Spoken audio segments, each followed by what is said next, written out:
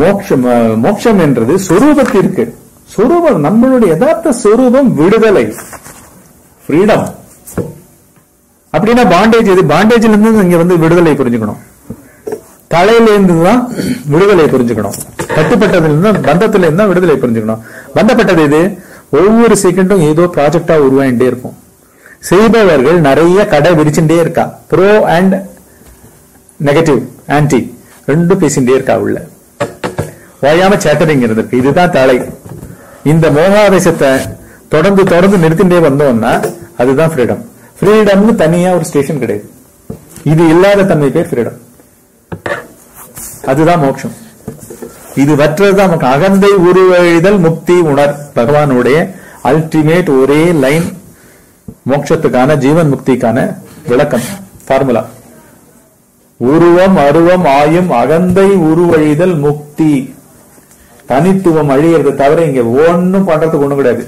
இங்க தனித்துவத்தை பெருக்கின்னு இருக்கா எல்லாரும். ஒவ்வொரு மனுஷனுடைய தனித்துவங்களையும் நான் அதை கத்துட்டேன் இதை கத்துட்டேன் இன்னும் நம்ம கோர்ஸ் சர்டிபிகேட் வாங்கிட்டு வந்துட்டு கத்துட்ட மாதிரி இருக்கா. அதுக்கு ஆப்போசிட் தான் உண்மையான வழி இருக்கு. சொரூபத்திற்கு மோட்சம் என்பது வேறாக இருக்குமானால் அது முயற்கொம்பிற்கு நிகரானதாகும். சொரூபம் எப்படியும் பூரணமானதால் அதற்கு அந்நியமாக மோட்சம் எங்குண்டாகும்? நாமே அது விடுதலையினுடைய உச்சமே நாம், ஃப்ரீடமே நாம். நம்மளுடைய சொரூபம் வந்து ஃப்ரீடமே, அகண்ட பரிபூரணானந்தமே அப்படின்னு பாடுறார் தாய்மானவர். அந்த மாதிரியான பொருள் நாம். மோட்சம் எப்படி வெளியில் அந்நியமா இருக்க முடியும்? ஜகத்தை போல் சொரூபத்தினிடமாகவே மோட்சம் உண்டாகட்டும் என்றால் அது கண்ணாடி பிரதிபிம்பம் போல் சொரூபத்திற்கு வேறாகாதது. ஜகத்தை போல், இந்த உலகத்தை போல சொரூபத்தினிடமாகவே மோட்சம் உண்டாகட்டும் என்றால் அந்த மோட்சம் கண்ணாடி பிரதிபிம்பம் போல் சொரூபத்திற்கு வேறாகாதது. புரியுதா என்ன சொல்றாருங்க? ஜகம் வந்து ஒரு கண்ணாடியில தெரியுற பிரதிபிம்பம். அந்த மாதிரி சொன்னா கூட, அந்த மாதிரி நம்ம இந்த சாதகத்துல அடைஞ்சா கூட, அப்போ கூட அது வந்து சொரூபத்துக்கு அந்நியமா இல்லை. அந்த கண்ணாடி கூட, அந்த கண்ணாடி மனமே அந்த கண்ணாடி தான். சுத்த மனமே ஆன்ம பொருள். அதை தான் மீன் பண்றது. அதனால இதை நீ அழிச்சுட்டேன்னா, இந்த சங்கற்பங்களை அப்படியே நிறுத்திட்டேன்னா, அப்படியே அந்த இடமே ஆன்மா பிரதிபலிக்கும் இடம். ஆன்மாவே அந்த இடம். உலகத்தில் பந்தம் அகழ்வதன்றி வேறு மோட்சம் பாதிக்கப்படுவதில்லை. இடர்கள் தான் நீக்கப்படுகின்றன, தடைகள் தான் களையப்படுகின்றன, விகற்பங்கள் சொல்லப்படுற எண்ணங்கள் தான் ஒழிக்கப்படுகின்றன, நிறுத்தப்படுகின்றன. ஒண்ணுமே இல்லை. ஏன்னா சங்கற்பிப்பவனே பொய் அப்படின்ற சயின்ஸ்ல சங்கற்பங்கள் நிறுத்தப்படுகின்றன. அததான் நம்ம பண்றோம், தெரிஞ்சுன்னு பண்றோம், விஞ்ஞானமா ஆக்குறோம். பிரஜான பிரஜானவானா ஆக்குறோம், விஞ்ஞானமா ஆக்கிக்கிறோம். வெட்டா பண்ணல. இத நின்றா ஒண்ணுமே கிடையாது. வெறும் ஆன்ம பொருள், அதுவே அனைத்துமா துலங்கிக் கொண்டிருக்கின்றது. உலகத்தில் பந்தம் அகழ்வதன்றி வேறு மோட்சம் பாதிக்கப்படுவதில்லை. அகழ்வது என்பது அபாவமே ஆகும். அபாவம்னா இன்மையே ஆகும். அகழ்வது கூட அங்க ஆக்ஷன் இல்லை. பொறுமா, நீ அகழ்விக்கல, நீ நகர்த்தல, நீ இல்லாம பண்ணல, ஆக்சுவலா அவைகள் இல்லவே இல்லை. அதுதான் அங்க இருக்கிற சயின்ஸ். புரியுதா?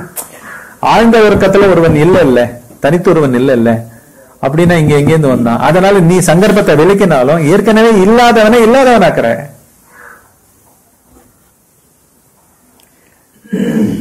ரோடுல போக போக போக காணல் நீர் மாதிரி தெரியுது. கார்ல போயிட்டு இருக்கோம், தூரத்துல தண்ணி மாதிரி தெரிஞ்சிட்டு இருக்கு. வெயில் காலத்துல புரிஞ்சுட்டான், ஒரு தடவை புரிஞ்சுட்டோன்னா அனந்த கோடி காணல் நீர் உற்பத்தி ஆகட்டுமே. அதனால எப்படி தடை வந்துடும்? சோ இதெல்லாம் சொரூபத்தினுடைய இயல்பேன்றதை தெரிஞ்சுட்டோம். அதனால இந்த அகற்றுபவன், விகற்பங்களை அகற்றுபவன், சங்கற்பங்களை அகற்றுபவன் அப்படின்னு கூட ஒரு அதுவே இன்மை. இல்லாதவனா பார்க்கறது தான் அகற்றுறது. ஆக்சுவலா seeing is ending, seeing is stopping, seeing is that. நம்ம என்ன கண்ணை வச்சுட்டு இந்த ஓரத்துல இருந்து பார்க்கறதுக்கு போல அந்த ஓரம் பாக்குறோமா? நான் உள்ள இல்லையே. அப்படியே இருக்கிற இடத்துல அதை நகர்த்தின உடனே அந்த இடம் வந்து சுரூபம், மனத்துக்குள்ள இல்லையா? அதுதான் சொல்றேன்.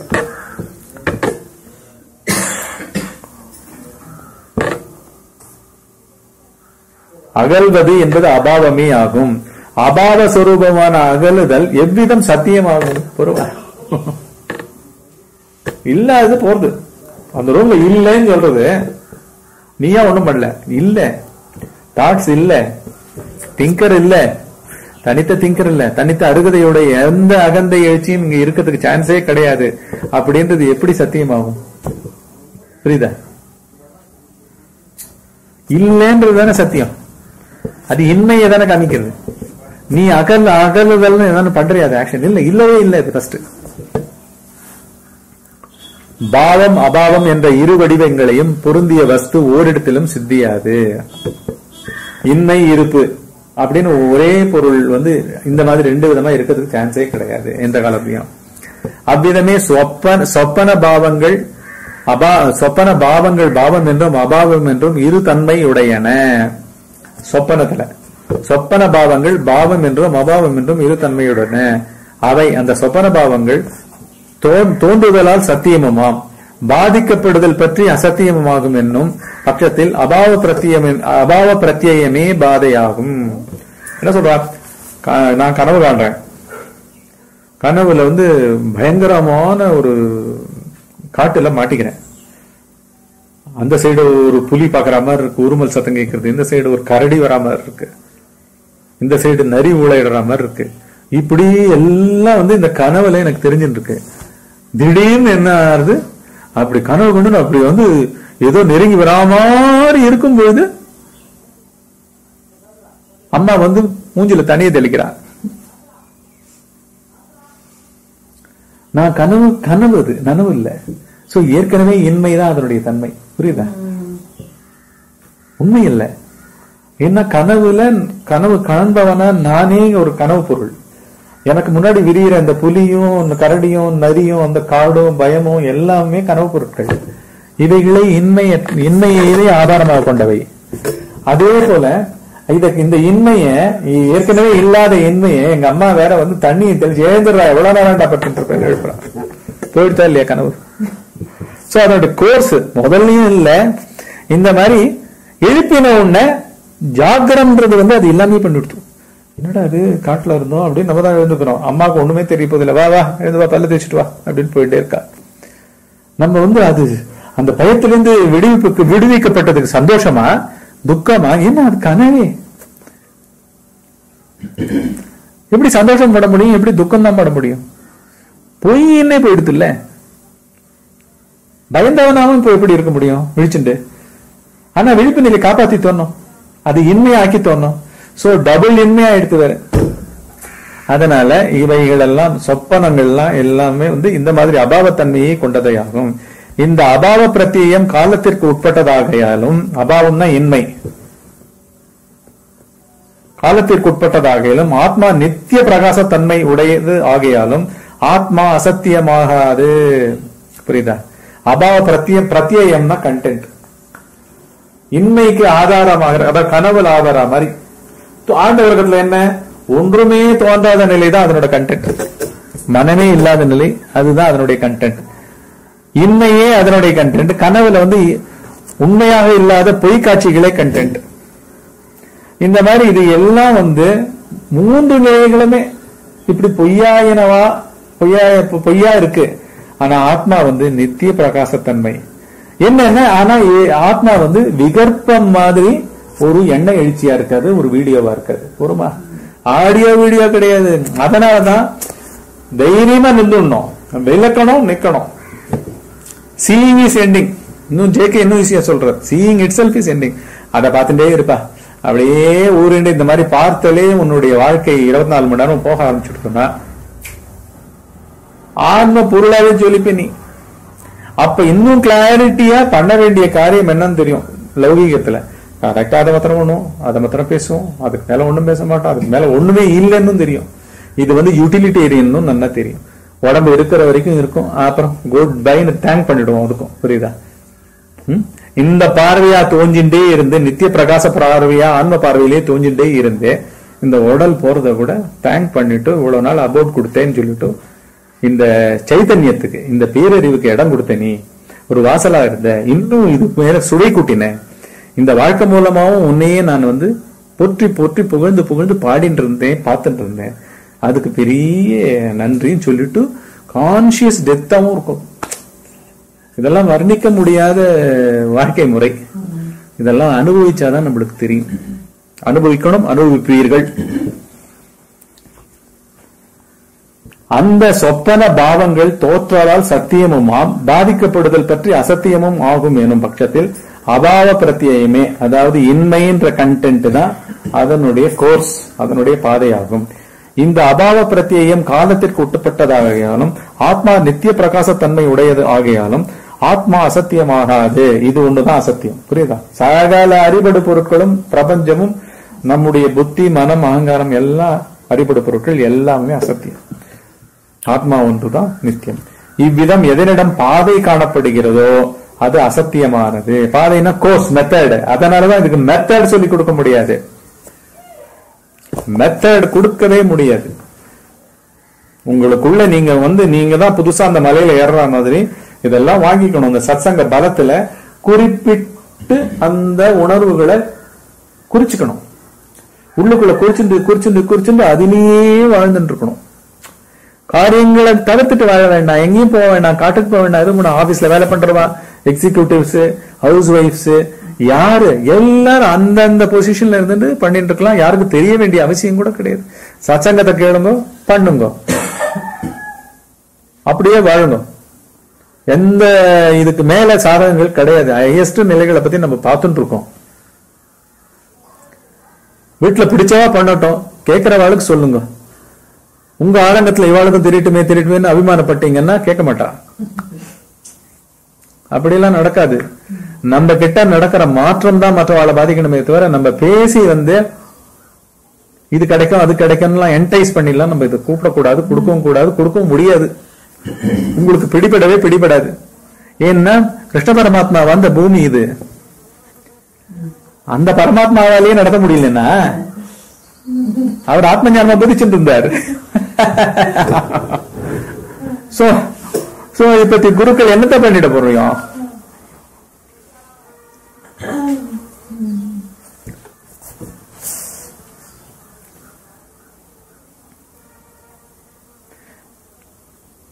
இவ்விதம் எதனிடம் பாதை காணப்படுகிறதோ அது அசத்தியமானது. மற்றன்று, அவ்வளவுதான். மற்றன்றுன்னா மீதி, அது பரம்பொருளே. திருஷ்யங்கள் யாவற்றிற்கும் ஒரு காலத்தில் இல்லாமற் போய்விடுதல் என்ற அபாவ பிரத்யேய ரூபமான பாதை காணப்படுகிறது. காலத்தால எல்லாம் அழியிறது. சூரியனே கூட அழிய போகுது. அதுவும் தோன்றியதுதான், அதுவும் காட்சி பொருள் தான். அது அறிவாகாது. பூமி அறிவாகாது,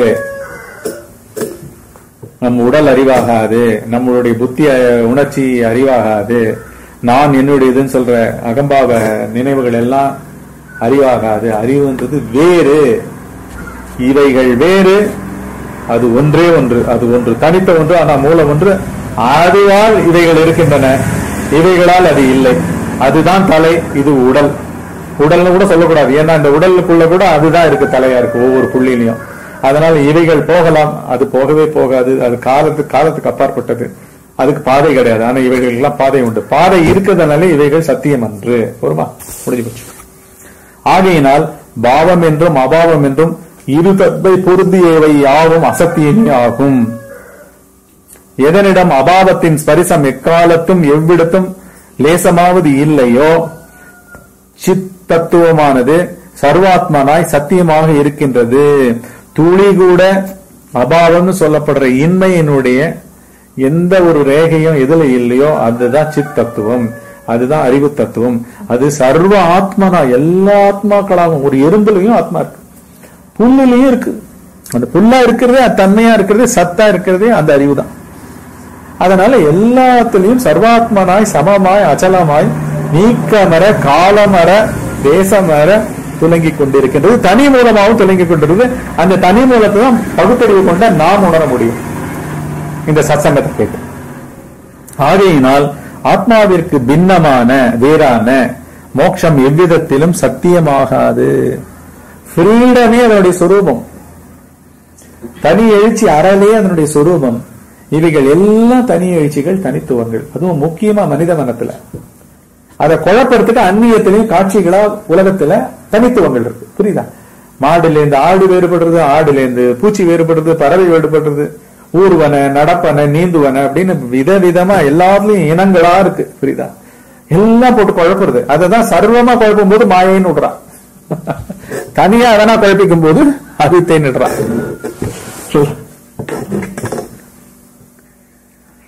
ஆத்மாவிற்கு பின்னமான மோட்சம் எவ்விதத்திலும் சத்தியமாகாது.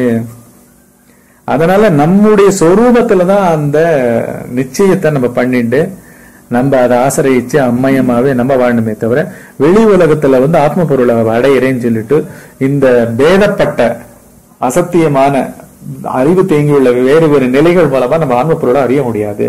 அதெல்லாம் விசாரத்துக்கு உதவும், ஆனா அடையறதுக்கு சாந்தம் அதனால கிடைக்காது. கடைசியில நமக்குள்ள இருக்கிற ஆன்ம பொருளை தான் நம்ம பார்க்கணுமே தவிர இங்க அந்நியத்துல அதை போய் அடைய முடியும். செவ்வனே உண்டாகும் பூரண சொரூபத்தின் ஸ்புரணமே மோட்சம் என்பதாகும்.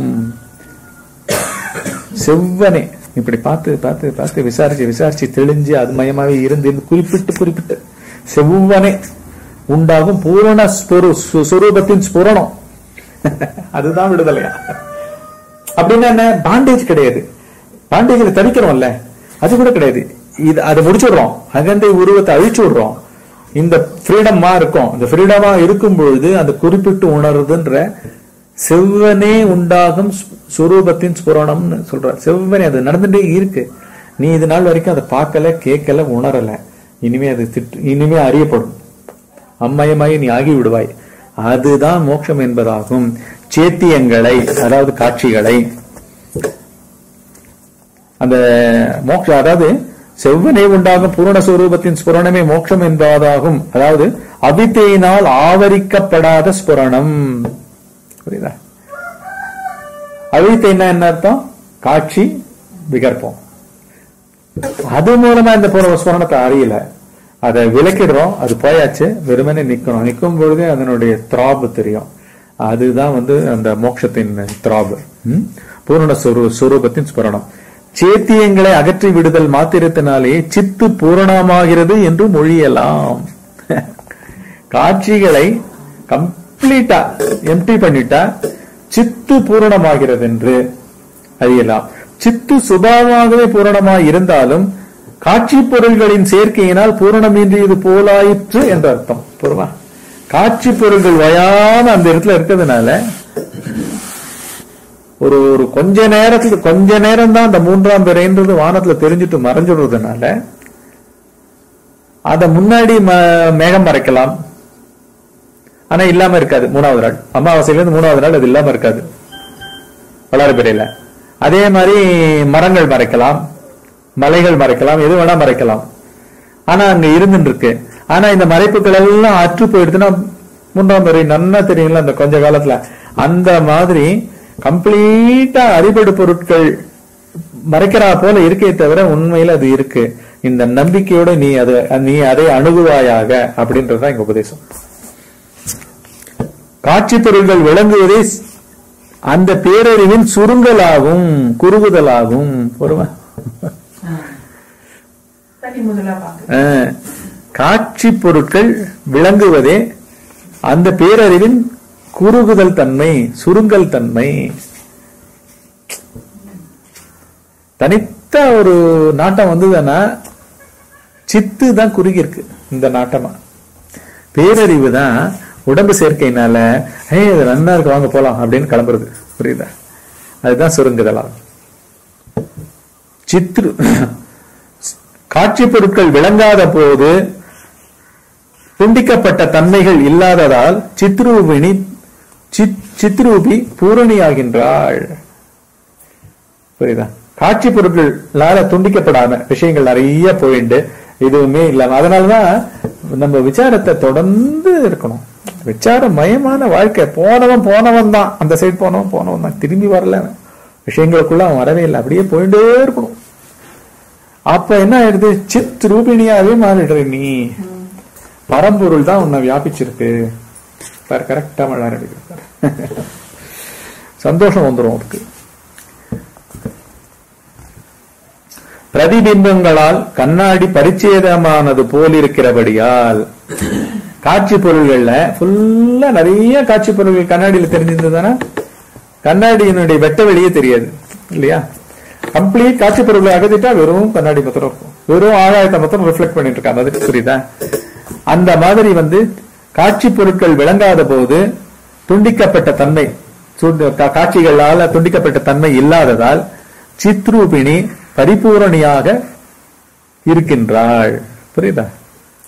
காலாதிகளினால் சித்திற்கு பரிச்சேதம் நிரூபிக்கப்படுமானால் அது சித்தினால் பிரகாசிக்கப்படுகின்றதா அல்லது பிரகாசிக்கப்படாமல் இருக்கின்றதா சொல். காலாதிகளினால், காலம்னா என்ன அர்த்தம்? மூன்றாம் பிறையை பார்க்கணும்னா அமாவாசை 3வது நாள் தான் பார்க்கணும். ஆனா ஆன்ம பொருளை பார்க்கணும்னா உன்னுடைய சங்கல்பத்தை விலக்கினா போதும். உன்னுடைய நினைத்தல் ஆடியோ வீடியோ காட்சி பொருளை நகர்த்தினேன்னா போதும்.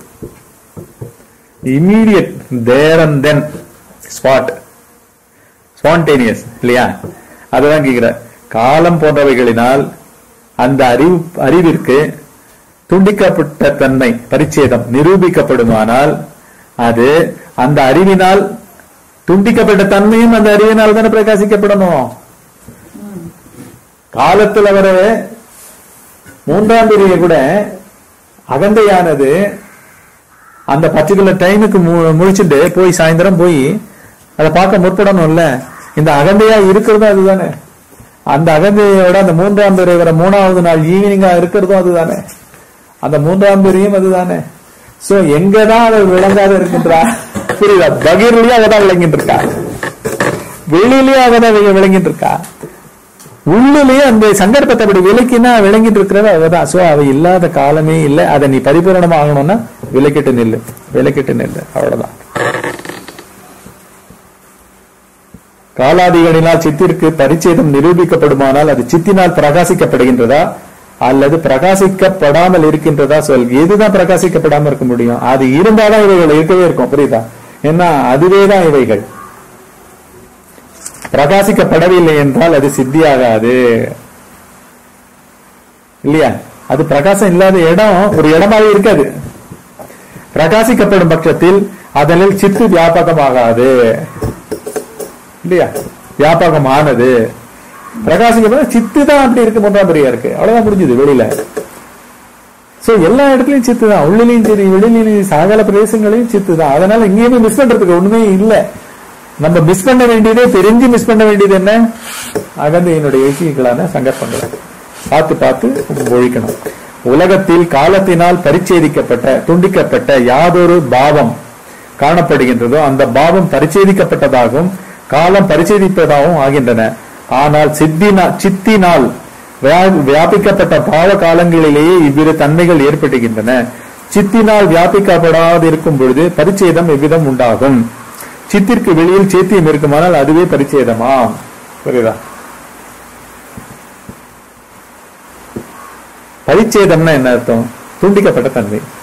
துண்டிக்கப்பட்ட தன்மையில இப்ப ஒரு மாடு பேரறிவிலிருந்து துண்டிக்கப்பட்டிருக்கு. தன்னறியே தனக்கு தெரியாது. உலகம் பூரா இருக்கிற அத்தனையும் காட்சிகள் சூரியன்ல இருந்து இவைகள்லாம் துண்டிக்கப்பட்டவைகள். இவைகளுக்கு தனி அறிவு கிடையாது. சூரியன் தான் வானத்துல இருக்கோமா, நம்மளோட தூங்குற ஸ்டேட் மாதிரி. சூரியன் தான் வானத்துல இருக்கோமா, நான் தனித்துவம் இருக்கா அப்படின்னு எதுவுமே கிடையாது. வானத்துக்கும் அதுக்கும் வித்தியாசம் கிடையாது. இத முன்னாடி சூரியனுக்கு முன்னாடி தோன்றி மறைகிற மேகம் அதை மறைச்சாலும் அதை பத்தியும் அதுக்கு தெரியாது. ஒண்ணுமே தெரியாத ஒரு ஜட பொருள் மாதிரி இருக்கு. அதனால இப்படி எல்லாமுமே துண்டிக்கப்பட்டு காட்சிகளா அறிவுல தேங்கி துண்டிக்கப்பட்டுன்னா என்ன அர்த்தம்? அறிவுல கட் பண்ணப்படுறது துண்டிக்கப்பட்டது. ஒரு ஒரு புல்லு அந்த அளவுக்கு தான் வளரும், இவ்வளவு காலம் தான் வாழும், போயிடும். ஒரு மாடு இவ்வளவு காலம் தான் வாழும், அப்புறம் போயிடும். தனக்கு தானே தெரியாது, தன்னுடைய பிறப்பு தெரியாது, தன்னுடைய இறப்பு தெரியாது, தன்னுடைய இருப்பும் தெரியாது. தான் பசு தான் காளை அப்படின்லாம் அதுக்கு தெரியாது. அந்த பரிச்சேதம்ன்றதே இப்படிதான் நடக்கிறது. நீங்க அந்த துண்டிக்கப்பட்ட தன்மை எப்படி நடக்கிறது? நம்ம கிட்ட கூட ஒரு பொருளை பார்த்து நம்ம டிஃபைன் பண்ணி அம்மையமா ஒரு ஃபோல்டர் ஓபன் பண்றோம்ல, அதுதான் துண்டிக்கப்பட்ட தன்மை.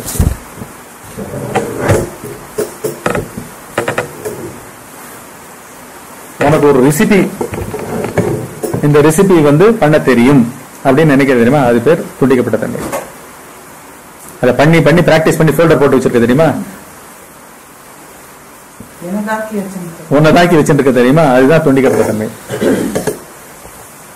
அந்த மாதிரி நிறைய அந்த மாதிரி சுட்டறிவு விஷயங்கள் ஏகப்பட்டதை நம்ம போட்டு வச்சிருக்கோம்.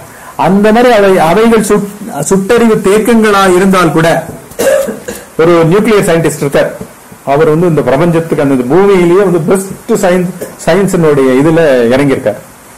ஏன்னா அது மூலமா மின்சார சக்தியை உற்பத்தி பண்ணி உலகங்களுக்கு எல்லாம் ஹெல்ப் பண்ண போறார்.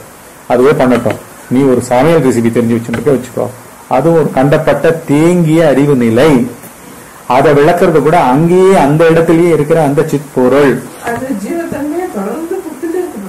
ஆமா, ஃபோல்டர் ஓபன் பண்ணிட்டேன்னா you will be carrying that Vasana இல்லையா. ஜே கிருஷ்ணமூர்த்தி சொல்லுவார், ஒரு இடத்துல ஒரு சயின்டிஸ்டோட பேசிட்டு இருப்பார், டாக்டர் போன் தான் நினைக்கிறேன், அவரோட பேசிட்டு இருப்பார். அப்ப நடுவில் நிறைய டாக்ஸ் வரும். அப்ப கேட்பார் அவர் பெரிய சயின்டிஸ்ட், அவரு உங்க கம்யூனிட்டி ஆஃப் சயின்டிஸ்ட் கம்யூனிட்டில நீங்க எந்த அளவுக்கு என்னோட ஆன்ம ஞானத்தை இவ்வளவு ஈஸியா புரிஞ்சுக்கிறீங்களே அப்படின்னு அவரே கேட்பார். ஜேகே, இவ்வளவு ஈஸியா கேட்கிறீங்களே, உங்க சயின்டிபிக் கம்யூனிட்டில இதை புரிஞ்சுக்க மாட்டாரா? ஏன்னா அவருக்கு அவ்வளவு நுணுக்கம் கூடியிருக்கு. பிசிக்கல் சயின்ஸை பார்த்திருந்தாலும், அதுல சயின்டிஸ்டா இருந்தாலும் இதை நல்லா விளங்கிட்டார். அவர் ஞானியாவே மாறினார். அந்த அளவுக்கு அவருக்கு ஞானம் சேர்ந்தது. அப்ப அவர்கிட்ட கேட்கிறாரு, உங்க சயின்டிபிக் கம்யூனிட்டியில இதெல்லாம் புரிஞ்சுக்க மாட்டாளா? மெய்ஞானம் சொல்லப்பட்ட அந்த ஆன்ம விஞ்ஞானத்தை தான் நான் பேசிட்டு இருக்கேன், இதை புரிஞ்சுக்க மாட்டாளான்னு கேட்கும்போது அவர் என்ன சொல்லுவாரு, இல்ல அந்த என்னமோ ஓரியன்டேஷன் மிஸ்ஸிங், டோட்டலா இன்ட்ரெஸ்டே இல்ல, யார்கிட்டையும் பேச முடியாது, இத அடியோட பேச முடியாது அப்படின்னு சொல்லுவாரு. அப்புறம் அவர் இவர ஒரு கேள்வி கேட்பார்,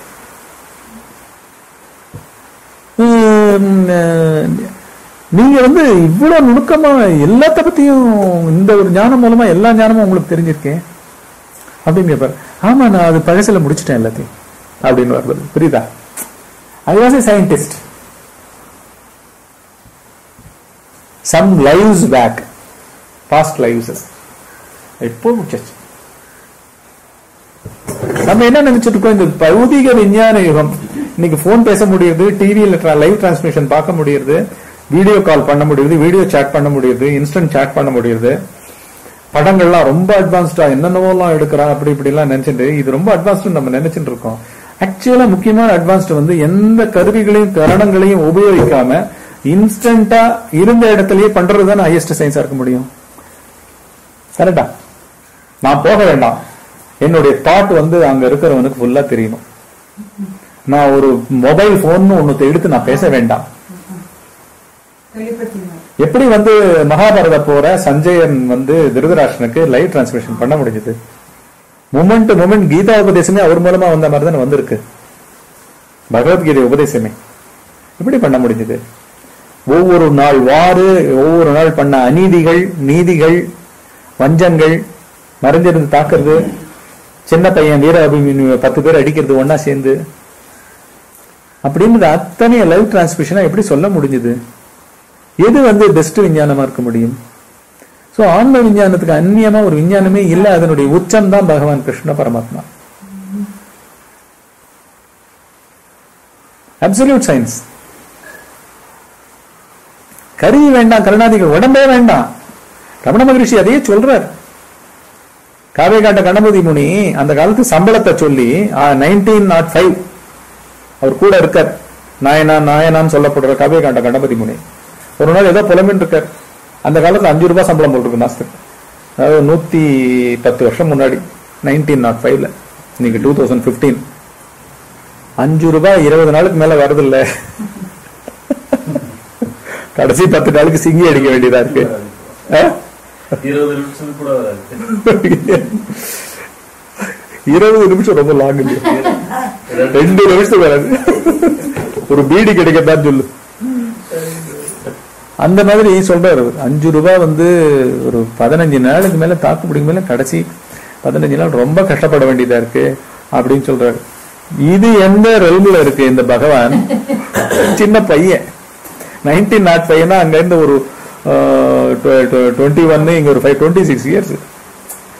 பகவான் ரொம்ப நேரம் கழிச்சு சொல்றது வாழறதுக்கு உடம்பே தேவையில்லையே.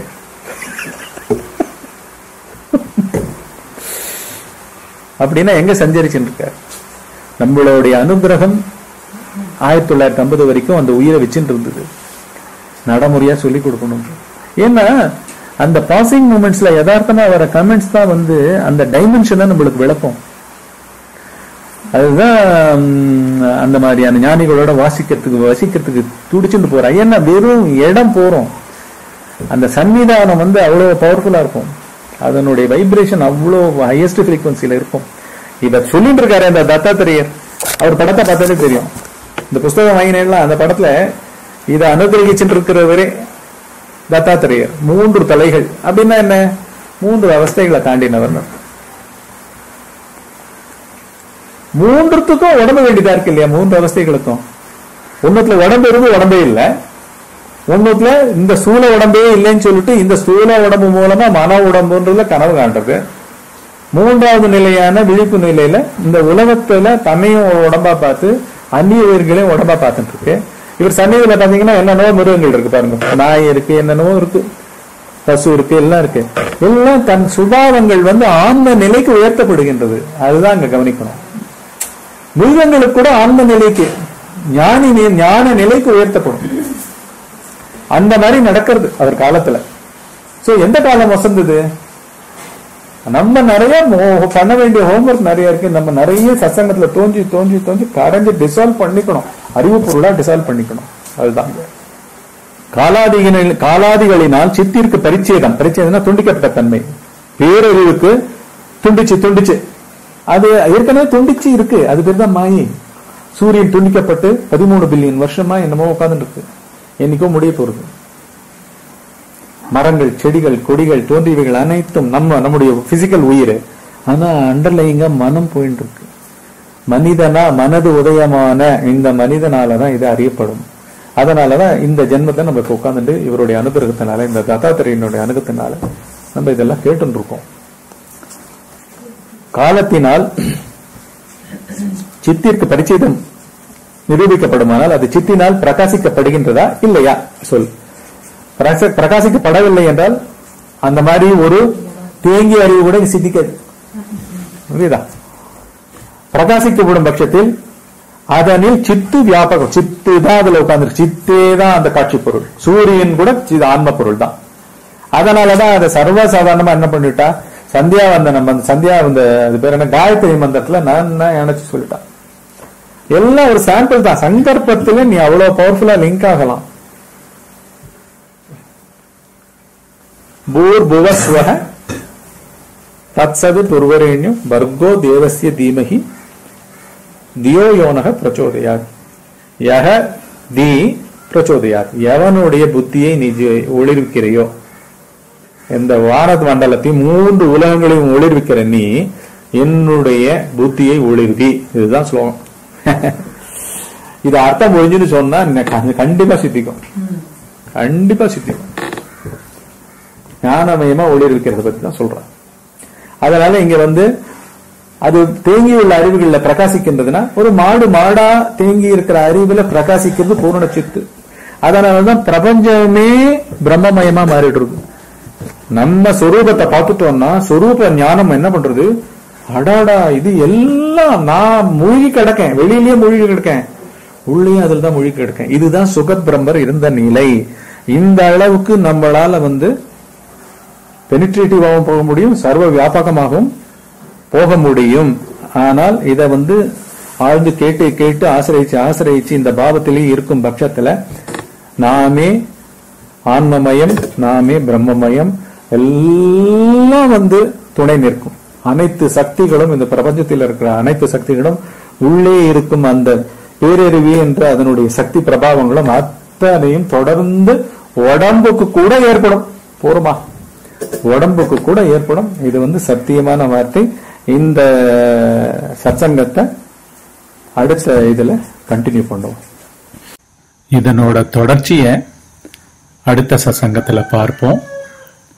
இந்த சத்சங்கத்துடன் 40 செகண்டுக்கு வெளியிலிருந்து வரும் மணியோசை தியானத்தை இணைச்சிருக்கேன். 40 செகண்டுக்கு ஒரு தடவை வரும். அதை உபயோகிச்சு தியானம் சமாதி பழகுங்கோ. இதனோட தொடர்ச்சியான சத்சங்கத்துல சந்திப்போம்.